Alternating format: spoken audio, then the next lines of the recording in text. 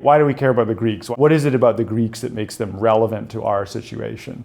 So I think you're right to say that they're writing in a period of decline as they themselves perceived it. If you just read Thucydides on the Peloponnesian War, you can see the total wreck of things that had gone on, and they're writing in the aftermath of that. And they really are grappling with that. Why are they important?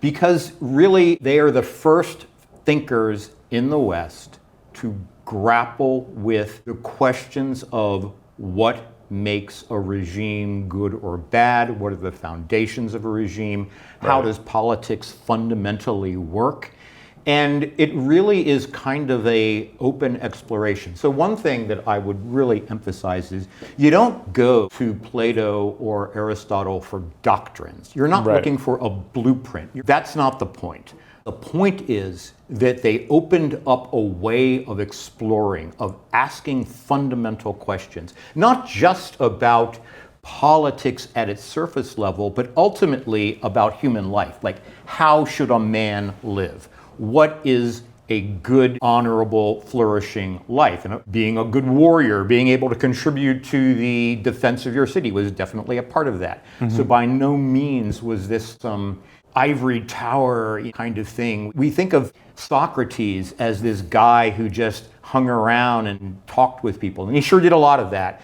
But we forget that he also served as a hoplite for Athens in the Peloponnesian War, that he had a very impressive reputation. Alcibiades and others comment on how well he served. So, there's a lot of very practical experience that goes into this. People always find it funny to find out that Plato was his wrestling name. He's a wrestler, the big guy. He's like a big plate of stone.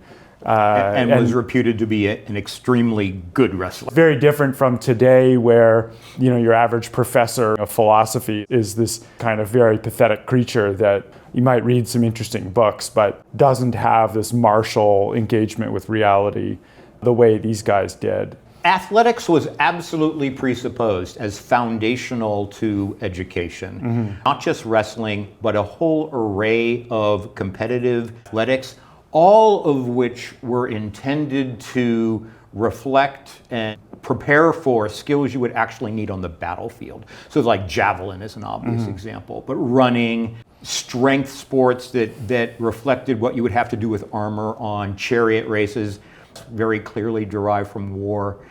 That's the foundation. That's taken for granted. If you don't have that, you're not in a position to proceed further to the study of philosophy.